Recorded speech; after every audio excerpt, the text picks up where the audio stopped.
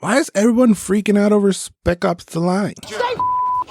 Well, because at the end of January, this gem from the PS3 360 era was removed from all digital stores by 2K Games because of expired licenses, which means that the physical version of this game went from around $7 for a pre-owned copy to, at its peak, a whopping $70.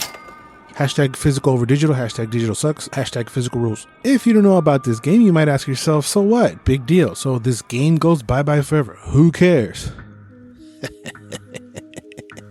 I'll tell you why it matters. Because Spec Ops The Line rules with a capital Z. I've been on this game's nuts since I saw the reveal trailer back in 2009, and I patiently waited for its release 3 years later in 2012. I didn't even know it was already part of an existing franchise. It's been around since 1998, but I am curious if you ever played the OG Spec Ops games. Let me know your thoughts on them down below. Spec Ops The Line serves as a reboot of the Ugly Cover series, and it's a third-person cover shooter. You play as Martin Walker, captain of an elite Delta Force team, voiced brilliantly by legend Nolan North. Locate survivors, leave the city immediately.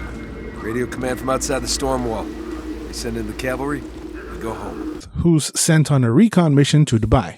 Simple enough story going in. Nothing you don't already expect or out of the ordinary from a game in this era. But as you slowly descend more and more into the war-torn Dubai, heavier and heavier themes are brought up. There are 4 possible endings of the story, but the main story beats hit. It's just that the conclusion of the story can be a bit different. There are some choices to be made along the way that shape the story a little bit, but the biggest decision in the game is forced on you, and it's harrowing. And it culminates all in a great twist because you don't really expect it. It changes your perspective on the normal hero figure, and it definitely leaves you feeling some type of way. And that should be the goal of all storytelling, to evoke some sort of feeling, and this certainly does. It feels like you're playing a high-budget action movie from the get-go. The game is filled with giant set pieces and fun spots for shootouts, even though you spend all your time in Dubai, and it easily could have just been sand all over the place. I don't like sand.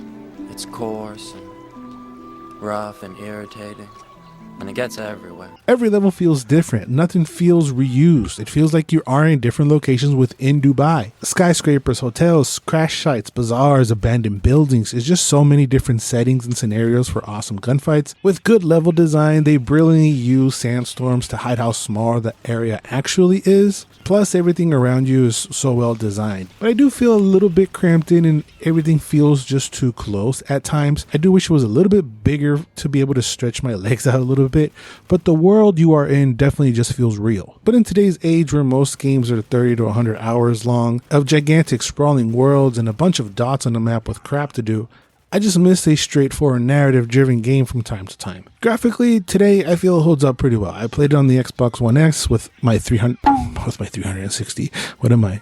Old guy? With my 360 copy. There is some stuttering, frame rate drops a few times, but nothing game breaking. And controls for today are pretty standard for a third-person shooter. It's snappy to pop in and out of cover, but the controls are not going to blow your mind. You can target enemies for your squad to take down, and in the beginning, they really aren't in your way. I felt like I was more in theirs. Get out of the way! Get out of the way! Walker, move! But later on, it does feel like sometimes there are scripted times where they have to get downed, just to kind of force you to juggle with that too. That's what I thought, but maybe I'm tripping, or maybe the squad just sucks when I need them the most. I don't know. But you can heal them back up to their feet or send them to heal each other.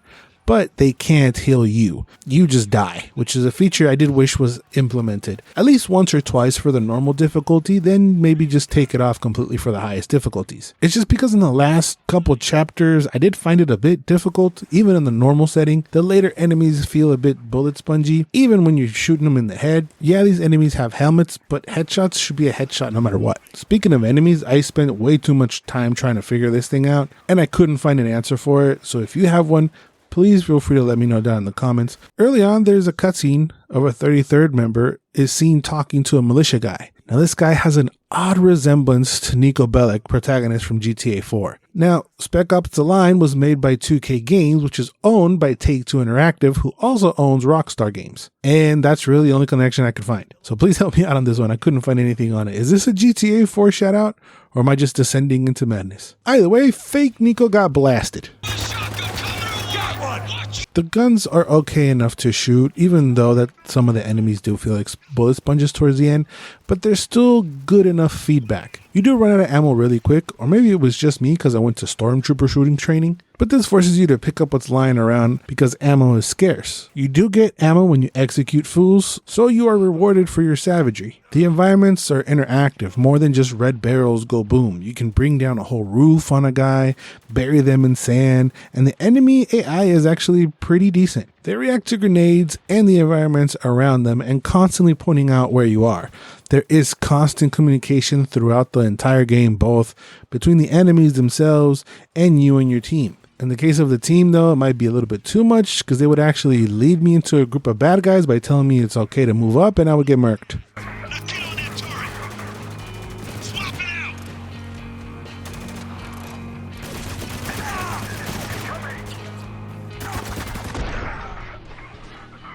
Gameplay is fun enough, but the story is really the main focus of the game. I really loved the DJ playing scenario appropriate music during gunfights, and this is what probably led to the digital removal of the game. But the music they chose on these shootouts is spot on, so it's such an important part of the game that I feel something would be missing if they just take it out. So as you slowly descend into madness, you can see the damage these guys are taking along the way.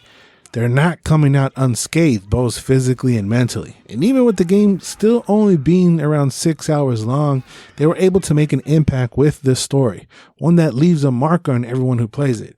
It's gripping, heavy, disturbing, and shines a light on the true horrors of war, and really blurs the line between what's real and what isn't. It's one that I would 100% recommend if you haven't played yet. That's why I'm kind of being vague with the story, so definitely check it out. Unfortunately, even with all that, the game was a commercial failure, and the director of Yager stated that the game failed to compete with other shooters, and that the market for games like Spec Ops The Line is too small, leading to the team moving on from the franchise. Spec Ops The Line released in a time where military shooters were a dime a dozen, but once the sandstorm settled, those other ones faded, and Spec Ops The Line is one of the few that is still recognized for its outstanding narrative and gripping moments, and that's why it's a big deal.